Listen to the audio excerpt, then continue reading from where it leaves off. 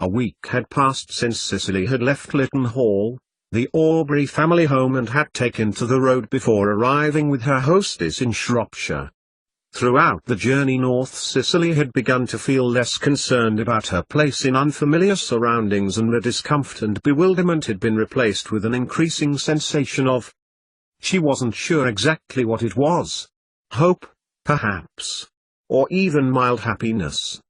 It was as if she were being held up at the shoulders and walking tall as she used to, like a certain burden had been eased, allowing for clarity of thought and an acceptance that her lot in life was now improving for the good. It was further enhanced as they crossed the Severn at Shrewsbury, heading off a mile northwest to a grand house which turned out to be the home of Sophie Aubrey's friend, Miss Susanna Wedgwood. It turned out that Miss Susanna Wedgwood was actually Mrs. Susanna Darwin. As they drew up to the front of the Mount, the modern house which they had been spying every so often through the Aubrey's coach windows, Sophie explained that her friend's husband was a very successful doctor who could not only afford to keep her in a manner in which she had become accustomed, but provide her with the most modern of furnishings and an active social calendar. Cicely put in her best effort not to judge her soon-to-be hosts on the basis of that information, and as she took in the size of the Darwin family home, which was twice that of Lytton Hall, she reminded herself that it was she who was unusual, not Sophie Aubrey, for talk of wealth and status was the oil which turned the cogs of female society. And, as the coach had drawn to a standstill, Cicely could do nothing but smile wryly at the turn of events, for it was not the manservant of the house who hurried from the front doors to greet them, but Mrs. Darwin herself, flushed a little in her cheeks as she embraced her friend heartily before extending her warm welcome to Cicely too. She followed behind Mrs. Aubrey and Mrs. Darwin, who, Cicely couldn't help noticing, were like two peas in a pod, alike both in looks and also in demeanor, warm and kind, but unassuming and down to earth. And as the two women talked at speed as they walked through the large entrance hall of the Mount, Cicely trailed a little behind them, taking in its vast ornamentation and lavish modernity, all of which, Cicely noticed, continued in every room of the house. The style was undoubtedly neoclassical, and throughout their home each one appeared to be a tribute to a variety of European cultures, as if the grand tour could be undertaken in less than an hour. Sculptures of Roman gods and nymphs holding pillars graced the sitting room, the white plaster coving, Mrs. Darwin explained as she eagerly showed them both the following day, a gift from her father, a successful potter from the 5 towns north of Stafford. She described how her husband's father had gifted them the gilded furniture that stood elegantly by the Adam fireplace, which had been applied using a novel process designed by a friend of Dr. Darwin Sr. In the dining room, china stood magnificently in more cabinets at one end, clearly another gift from her family, in exotic mahogany cases identical to those in the library room, matching the long oval dining table and silk-backed chairs, all of which had been purchased using Dr. Darwin's commission money in his first year of practice. A delicate plastered ceiling in off-white stretched the entire length of the first floor. At the top of the stairs was a succession of finely furnished bedrooms where drapes and bedding of different styles, colors and fabrics adorned a variety of bed frames made, Susanna Darwin explained, by new industrial processes into which she and Robert, himself a doctor like his father, had agreed to invest money, sprung from steam automation, the latest innovation from Ironbridge and a boon for local commerce. As she toured their family home, Cicely was struck by the vast differences to the lives of ladies living in the South.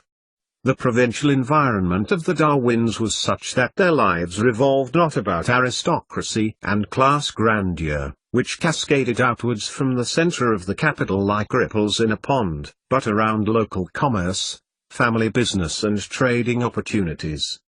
And so, despite her automatic response of mild abhorrence to such outward material trappings that crystallized and reflected wealth and status over the week to come, Cicely found herself warming to the eclectic and free-thinking tastes of her hosts, who were themselves the epitome of gentility.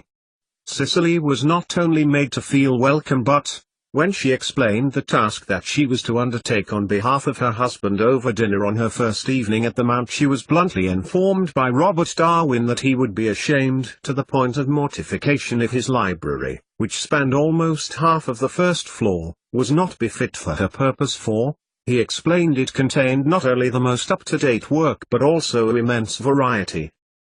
Dinner was a grand affair, at least by Susanna Darwin's standards.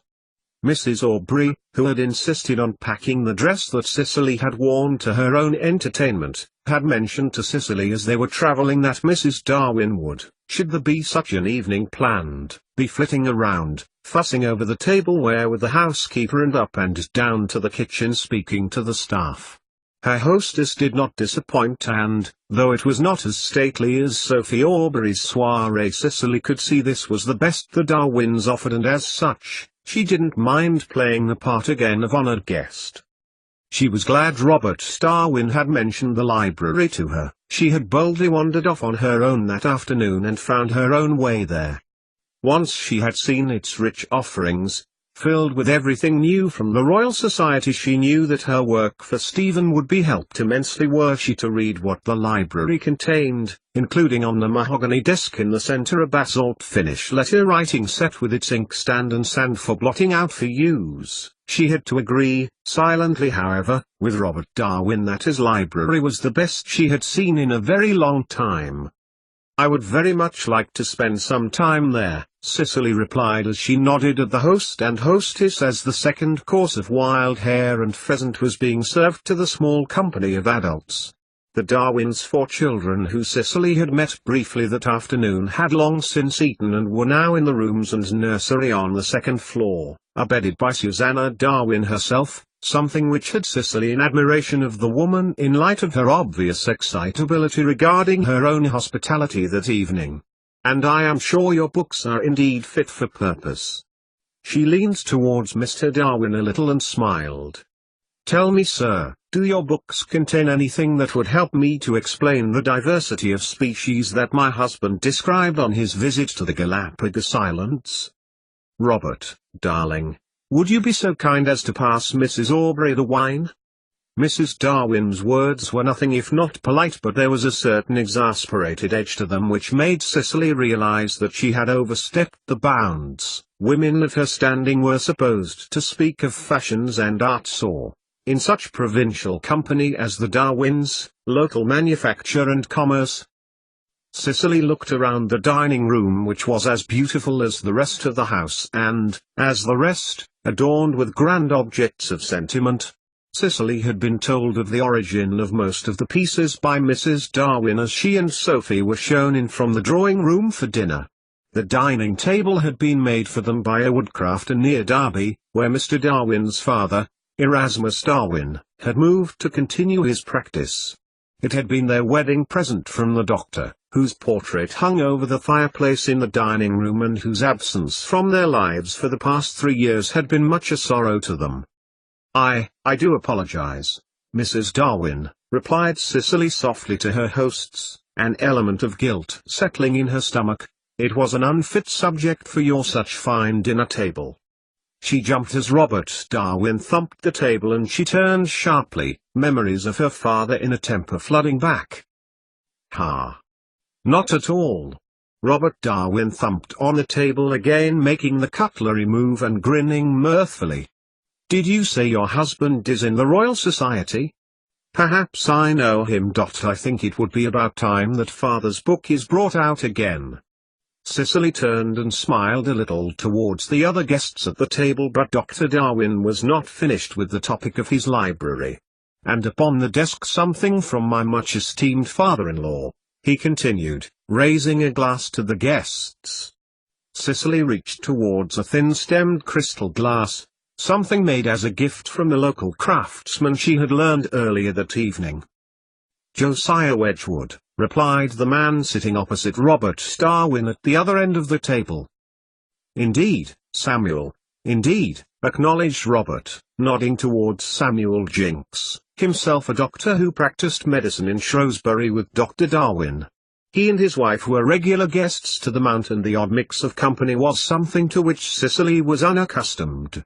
She had been welcomed and there was no doubt her hosts had made her feel at ease, but it was the regularity of the meal which caused her to falter. Even as a guest with Mrs. Aubrey she was, despite being married, to all intents and purposes a single woman, and that feeling of space that Cicely had encountered at Lytton Hall was almost entirely juxtaposed to the busy, packed bundle of life that she felt here at the home of Dr. and Mrs. Darwin. "Josiah Wedgwood," repeated the guests, and raising their glasses of reasonable quality red wine in tribute. "Without whom I would not have my beautiful Susanna," continued Robert, leaning back a little in his chair and taking his wife's hand in his own. Susanna Darwin smiled and nodded obligingly at her husband.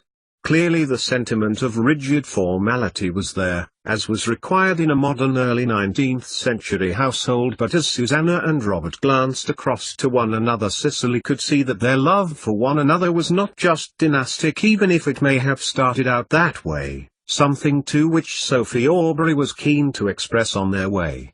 And the writing set, of course. Experimental. Mrs. Maturin.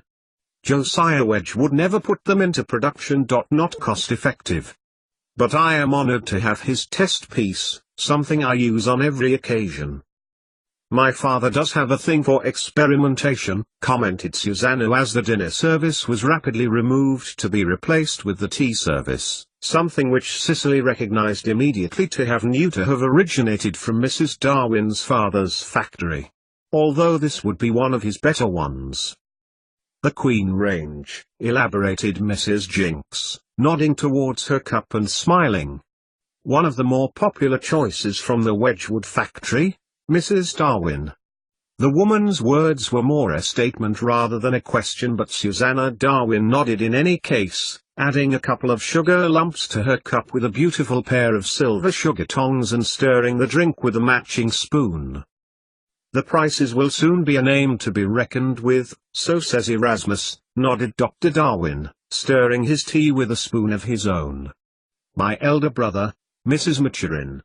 He took on father's clientele when he moved to Derbyshire. Stayed in Lichfield, a brave move some would say. But there are people there and people of wealth, so there are plenty of rich, ill people for him to treat." "Just like Shrewsbury," laughed Dr. Jinks, his laughter unlike that of Robert Darwin, light and tinkly compared to their host's deep, textured expression of mirth. "A good many. Do you know I had a gentleman in my surgery the other day who had been brought there by his servants? Overwork, they claimed. He claimed he was going to extend the Watling Street, to make it passably smooth by horse and carriage, all the way to Anglesey." "No," boomed Robert Darwin. "Surely not. Someone with some sense at last." He put down the cup heavily onto the saucer. Cicely caught the expression on Susanna Darwin's face, but it was nothing to the one that she had reserved for Cicely as she clanked the silver spoon against her own cup. Cicely looked apologetically once more at her hostess, hoping for forgiveness for yet another social faux pas. She noticed Sophie glance towards Susanna too, and Cicely wondered whether Jack Aubrey's wife was not now starting to regret her decision in bringing her. "Indeed so," nodded Mrs. Jinks, a woman, Cicely had learned, who was quite well-travelled and had been a distinguished writer of Geographica in her own right. "Our country's road system is, at present, not more than a collection of muddy tracks." She leaned forward and addressed the adults at the table assertively. Were a new collection of toll roads to be introduced and the money collected from travellers went towards improving the roads, however, we would have a network of which to be proud. "How elegant and sophisticated," mused Robert Darwin. "Order over chaos." He shook his head and Cicely recognized a look of nostalgic pride cross the man's face. It was something she had grown accustomed to as Stephen was unraveling the mysteries of nature in his cabin aboard the Surprise. Nostalgic pride. "Indeed so, Robert," nodded Dr. Jinks. "What discoveries have been made just this past score of years? Whoever would have thought what wonders our industrial age would bring? Do you know, a man in Kurnow, in the south, has come up with a pressurized steam device which moves under its own power, on rails?" Cicely sighed inwardly as the glory of technological marvels was played out between the two men. Their world was steeped in connections which gave them an altogether different outlook on life. Around the Darwins, and the other influential families too, their lives revolved around craft, and people got ahead not by their place in society but by adapting to manufacturing demands and then selling their goods. They prided themselves that they could turn their hands to anything, and, Cicely could see, they were accepting to the point of ignorance of social differences. Susanna Wedgwood was almost aristocracy in terms of her status in society, whereas Sophie Aubrey was at best middle class. Dr. Darwin was much more learned and esteemed than Dr. Jinx, but they worked together and shared a practice. Where this would have mattered a great deal to the people attending Mrs. Aubrey's function, it mattered nothing at this dinner table. Other things mattered here though, and one of these was the rigorous adherence to manners. Cicely's thoughts were rapidly drawn to a halt when she realized that 5 people were staring at her. "I'm sorry, I was lost in my own thoughts." She glanced around, realizing that someone had been talking to her, and she spoke into the expectant pause and hoped that this would be the last time she would have to look apologetic. "I said that we're to understand that you were on board a ship, Mrs. Maturin." Mrs. Jinx smiled at Cicely and spoke patiently to her. Cicely nodded, hoping that no one would press her too much. "How fascinating," Dr. Jinx continued, nodding towards his wife. "I've never seen the sea." "Yes, my dear, you have," Mrs. Jinx corrected. "We have travelled by that awful road that is to be extended and improved. We visited Anglesey, and watched the ferries sail across the Irish Sea. Ah yes. And crossed over another of our country's greatest achievements. Did you know, Mrs. Maturin, it is 1,000 feet above the Menai Straits and allows a man to get from London to Dublin in less than 18 hours? Cicely shook her head. She did not know that fact, but it was indeed a marvelous one. "My husband had a firm interest in the technological developments of our country," concluded Mrs. Jinx, smiling at Susanna Darwin. "As is mine. I wonder how you have the time to attend your growing list of clients." Susanna leaned across and patted Robert on the hand. "We manage. And a better road network will bring much prosperity to the country. And more sick people for us to treat, Samuel." Dr. Jinx nodded mirthfully. "So, where did you meet your husband?" inquired Mrs. Jinx, returning to the original subject as one of the maids poured her a second cup of tea. "Aboard ship," Cicely replied, smiling a little as she recalled the surprise. "My husband is the surgeon upon Mrs. Aubrey's husband's ship." "You were aboard a warship?" asked Mrs. Jinx shrilly. Cicely smiled and put down her delicate china teacup carefully onto the saucer. "I was indeed. It is a place like no other. No man more free, no man more loyal, no man more honest." "But how did you end up on a man of war?" "That is what Captain Aubrey's ship is, Mrs. Aubrey." Cicely watched as Susanna glanced across to her friend and noted the look of uncertainty creep across Mrs. Aubrey's face before nodding slowly. "His main interest in naturalism," replied Cicely, hoping this would do as an answer and that no one would press her further. "Though I was privileged to witness some remarkable developments in medicine. We visited the Galapagos Islands and my husband developed some ideas about the creatures thereupon." She glanced at Dr. Darwin and smiled. "Your father's book was one of his most treasured possessions, but I'm afraid to say it was washed overboard in a particularly unsavory storm off the coast of Egypt." That was enough, Cicely reasoned. She had brought the conversation round to the host of the evening. "I'm sorry, Mrs. Maturin, but I still don't understand. How was it that you were a person aboard a fighting ship?" Mrs. Darwin was clearly not satisfied with the explanation, and Cicely inhaled as the last 2 years of her life scrolled very quickly across the back of her mind as she wondered what to say next. Before she was compelled to answer, however, Dr. Darwin broke the silence. "A naturalist of discernment. Well, I do compel you, Mrs. Maturin, to use whatever means I have at my disposal for you to help uncover meaning behind your husband's discoveries. Thank you, sir. He hopes to win a commission with the Royal Society on his work with how species differ in different parts of the world and how they have come to be different. He sounds to be a fine man, Mrs. Jinks said warmly. Cicely smiled and tried not to recall Stephen's face. The last time she did that it had been only his work which she had had in front of her at the time which had prevented her from leaving Lytton Hall. Indeed he is. Then I have the very thing, smiled Robert Darwin. My father, the great Erasmus Darwin, he had fancies and notions about how the world around us is made up too. Zoonymia, Cicely nodded. You are familiar with it yourself? The look of delight on the man's face at the recognition of something that was obviously important to him. The book that Stephen lost was a particularly well-thumbed copy of the latest edition. I was sorry to see it go too. It was fascinating. Then perhaps you would like the original? It was produced for the family and contains a great deal more detail than the publishers were happy with. He took a swig of his tea before leaning towards Cicely mock-conspiratorially. And between you and me much of it was too controversial to be made public. I would be most happy to see it. In fact, I am sure it is a great honor, replied Cicely gratefully. So, was your ship involved with any conflict whilst you were aboard, Mrs. Maturin?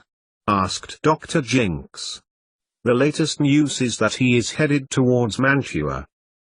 A lot of good that will do him, scoffed Dr. Darwin, leaning back in his chair.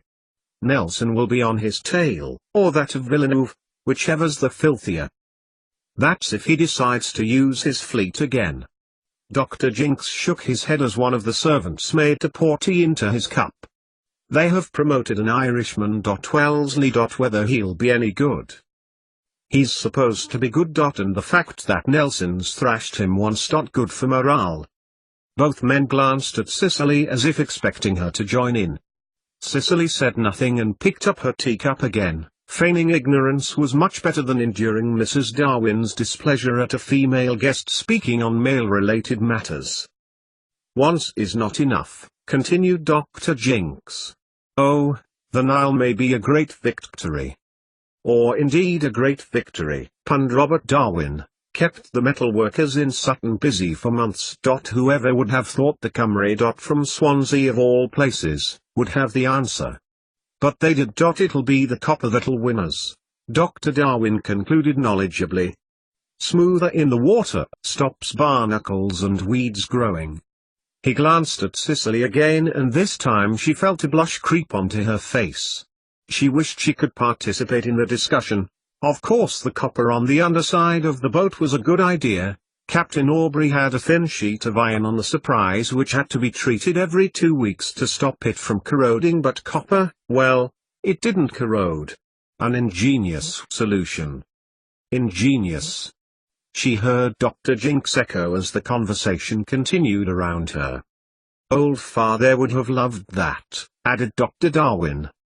I hear that Wellesley's taking the long way around the Pyrenees. A fair old tactic if you ask me, continued Dr. Jinks, keeping the army away and splitting up Boney's defense. That means, to give them a run around. Nelson will be sailing from Cadiz to the Pacific. Cicely didn't realize she had said that aloud until Mrs. Darwin began to laugh.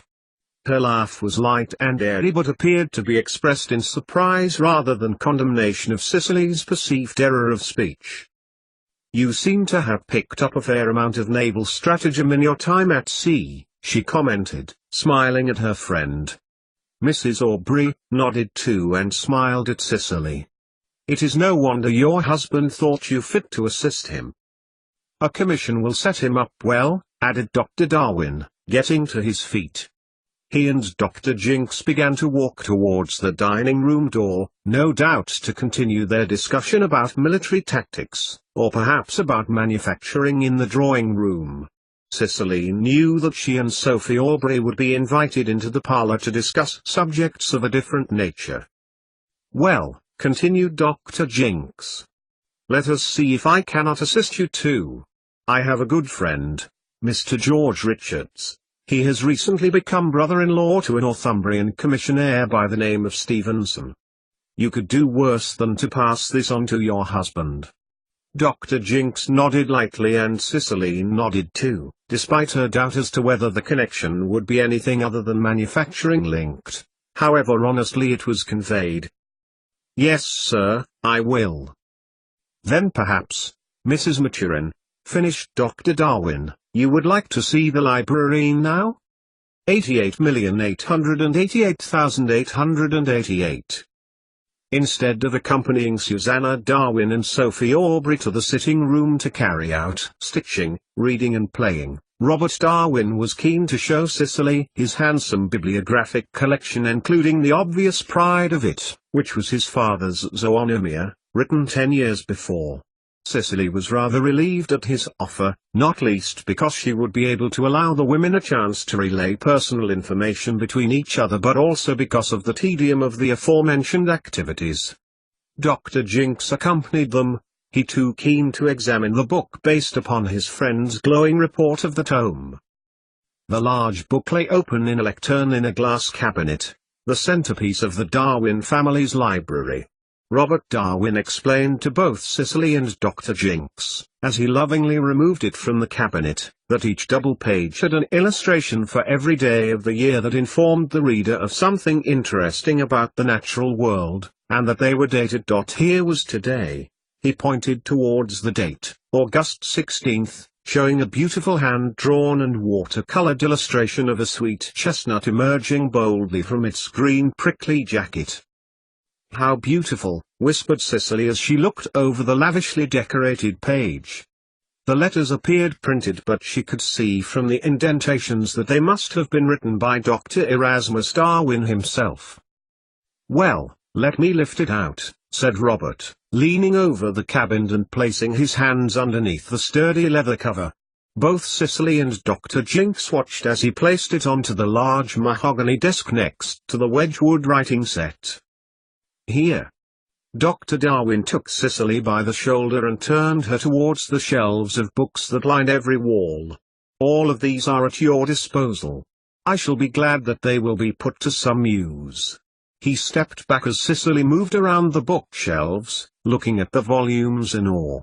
Some of the titles here Stephen would have loved to have read himself, she knew, and she made a mental note to write to Robert Darwin when she and Stephen were in a position to be together and ask of a visit. "Your collection is so vast, on such a wide range of topics." Cicely glanced about at the leather-bound books packed from top to bottom on the shelves and smiled at Robert Darwin, nodded in agreement. "I am happy to say I am the custodian of such a bibliographic marvel. None of us own anything, Mrs. Maturin," he added as Cicely frowned a little at his words. "We are merely their keepers until they become wards of someone else." Cicely felt herself silently agreeing with Robert Darwin. It was the way she felt about the world at large, like a great big stage with no boundaries or constraints. Or rather, that was what she had felt like. The truth was she felt more confined these days. "If you would be so kind as to let me work here, I will be no bother with you or your family. I feel I could get quite a long way in quite a short amount of time." Cicely felt her spirits rise as she looked across to her generous host. "Dr. Jinx and I will be in the drawing room, and my wife and Mrs. Aubrey in the parlor." Cicely smiled again towards the doctor before turning her quiet contemplation to the natural world in the titles of the books before finally returning her eye to Zoonomia. And for the next hour Cicely felt she had done more good than she had done in the intervening hours between her leaving Stephen and arriving at the Mount.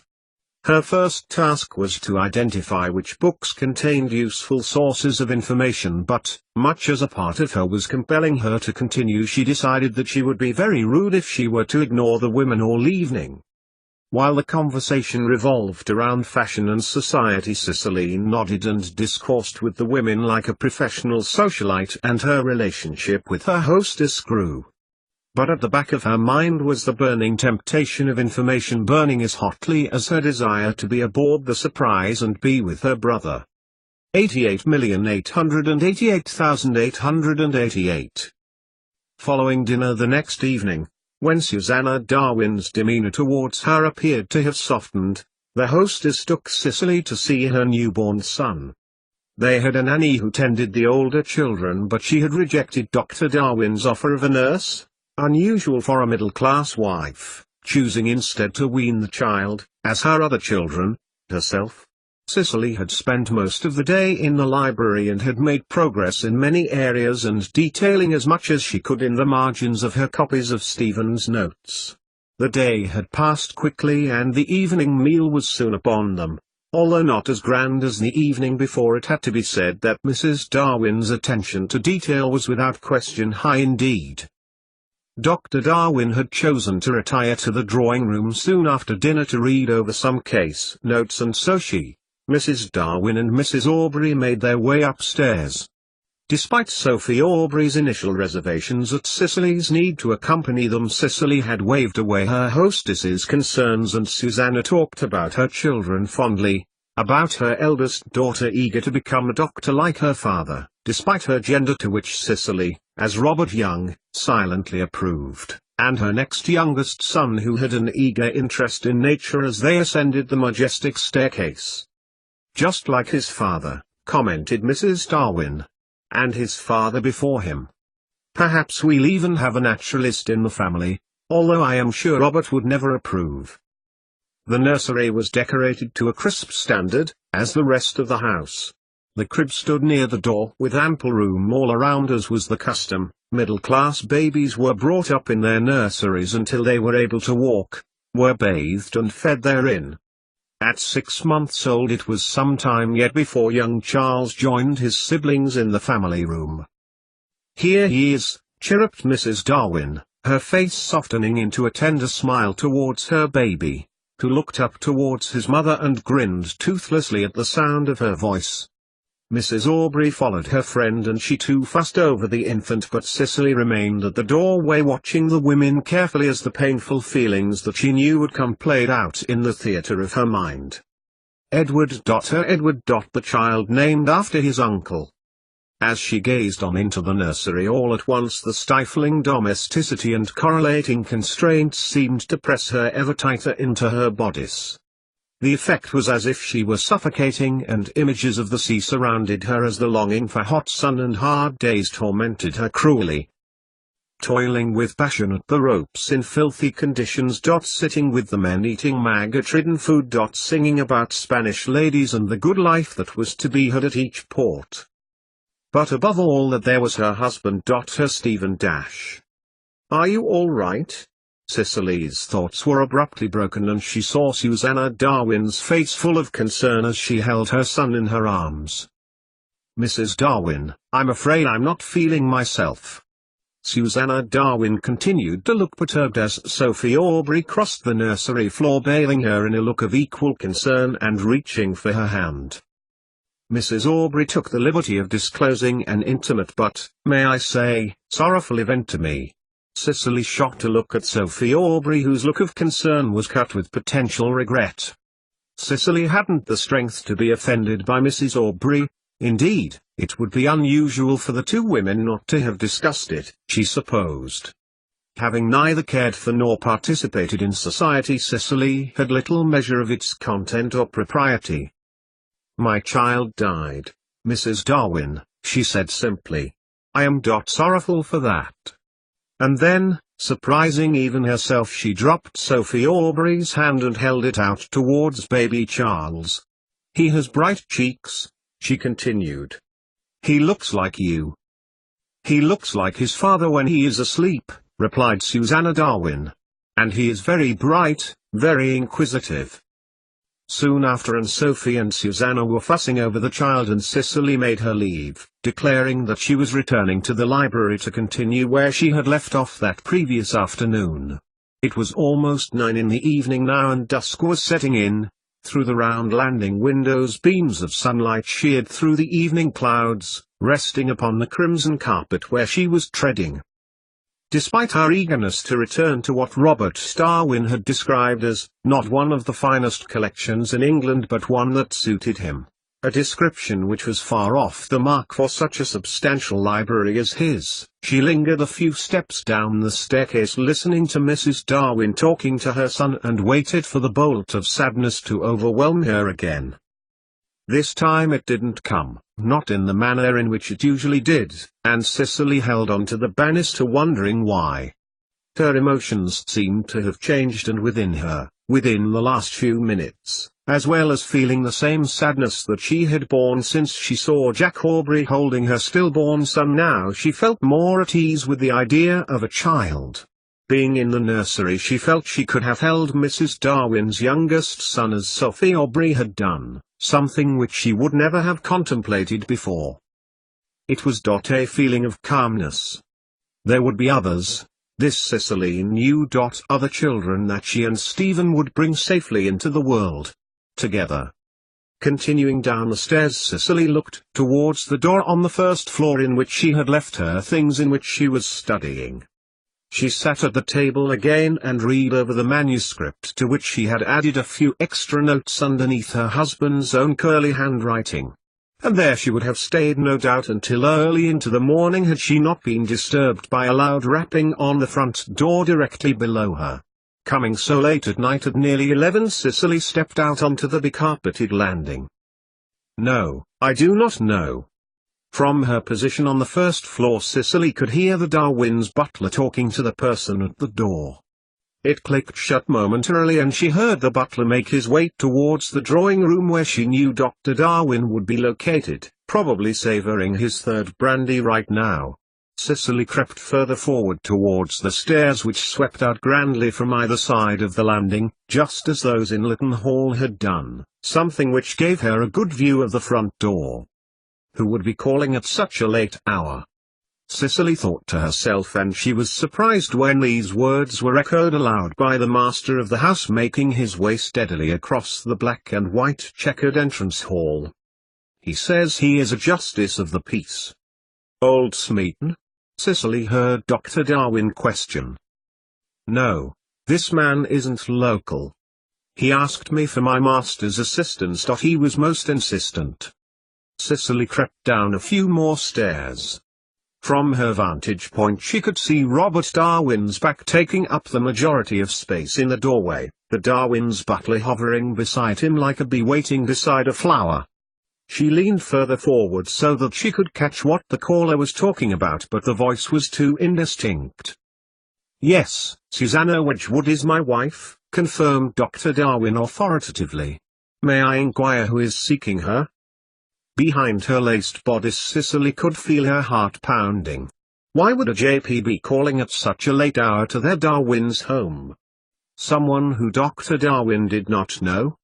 She crept further down, holding onto the railing, and now she could see a pair of boots standing in the doorway. But still she could nothing other than one side of the conversation, that which Dr. Robert Darwin was holding. If you could make yourself plainer, sir, Dr. Darwin declared, then we may at such late an hour be able to assist you.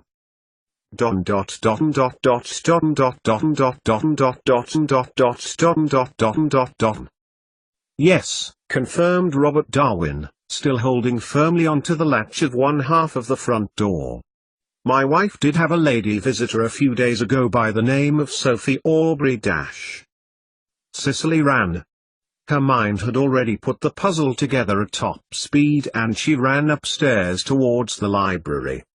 There was little time for her to do much but clear thinking now. She knew would be something for which she would be grateful later on. Wig. Somehow he'd found her. Looking round the room, she discarded what she knew she could do without into the fireplace, not waiting to watch the orange flames consume her hard 2 days' work. With her she took Stephen Maturin's own work and headed towards the steps which took her down towards the servants' quarters and out towards the buildings at the back, towards the stables. Circling round in the cool spring air, Cicely headed towards the apple orchard, ducking low behind a stump and catching her dress on the bramble beside her.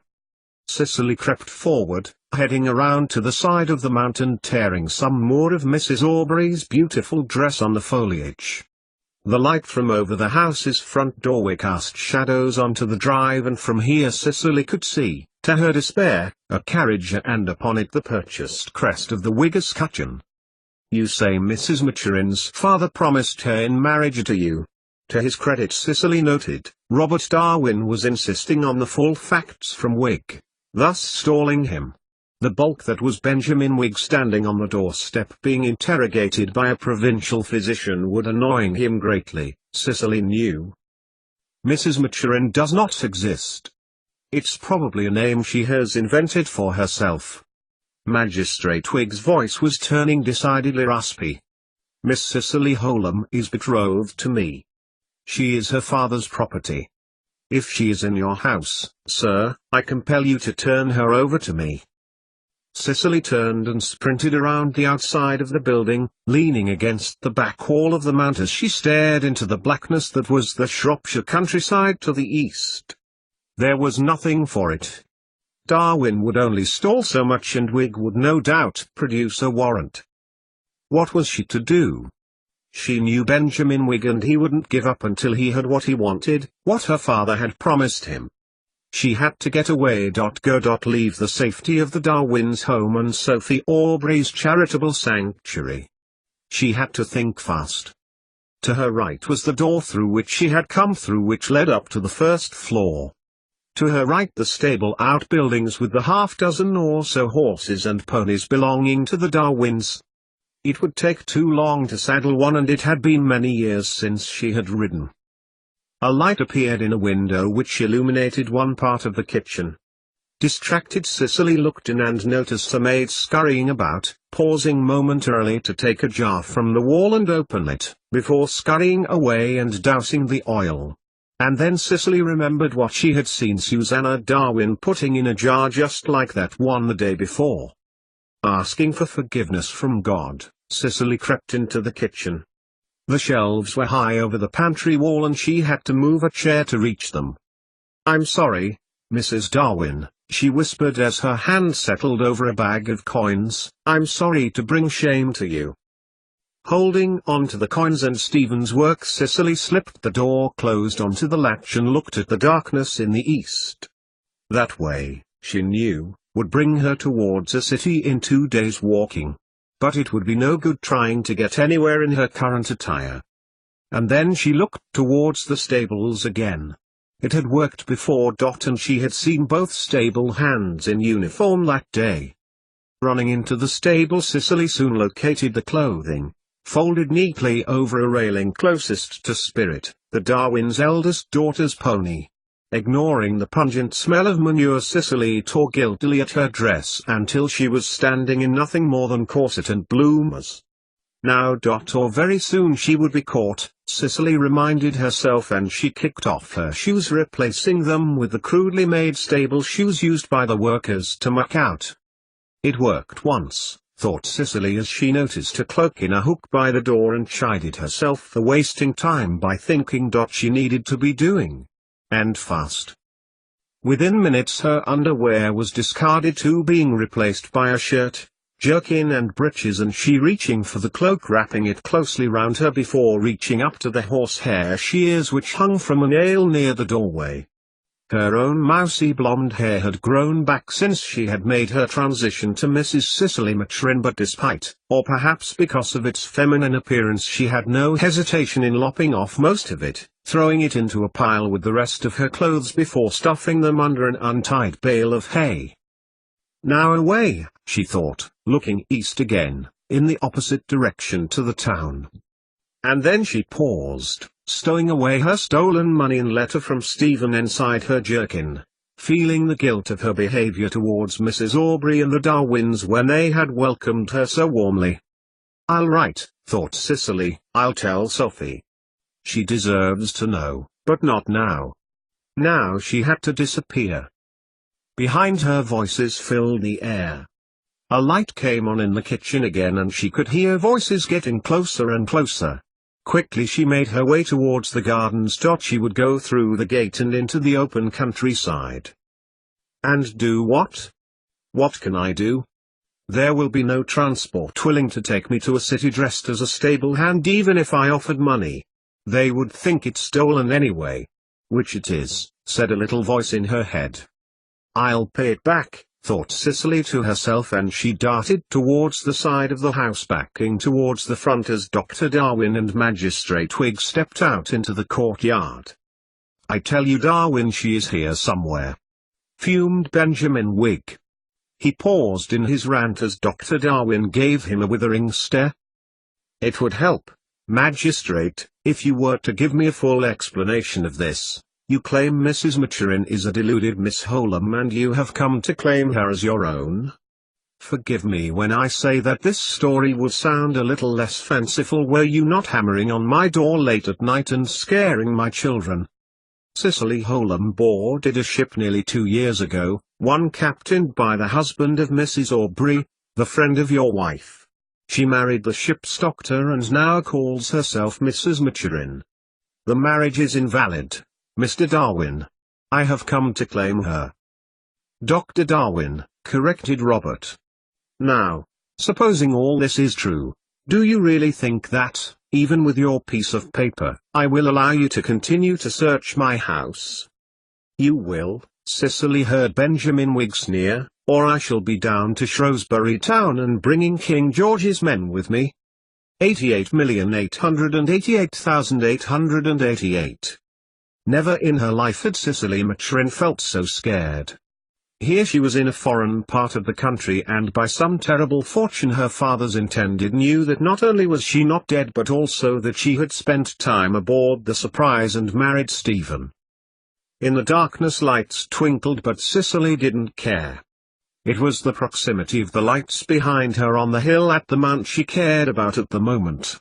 Stumbling over some brambles, Cicely regained her balance and was relieved to find road beneath her feet. How could he possibly know?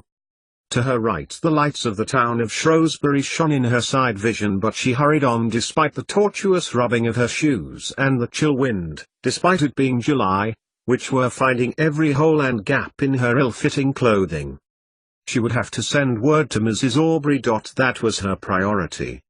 That and away south, to the continent. She would have to find Stephen herself now. She would have to cross the Channel to France. 88,888,888. A cut had provided Cicely with shelter until the early hours of the morning, by which time she had made her way painfully into Shrewsbury. The walk had been long, but she had chanced upon a clothier who had set up stall early in Shrewsbury's lower market area near English Bridge.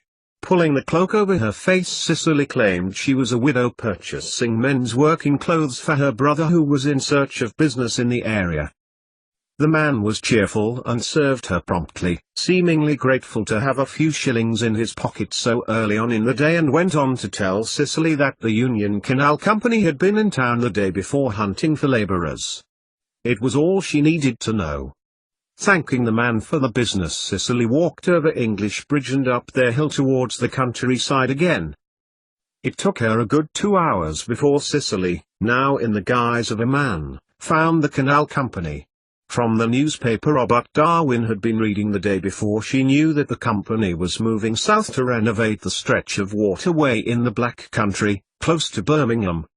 It was the cover she needed, a few days to the city of 1,000 trades before planning her move to the capital. It had been a struggle to dress, Cicely had found. Her body seemed to have taken on a more shapely appearance, and she had had to bind the strips of stable hand clothing around her torso tighter than before, so much so, Cicely had thought, that she might as well have been wearing a corset.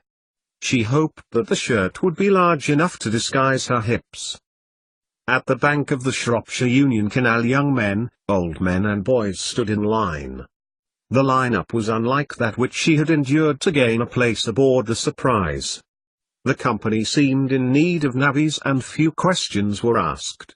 The foreman in charge of this section inched forward, smoking heavily on a pipe and leaning towards a younger man who hastily scribbled down things that he was saying.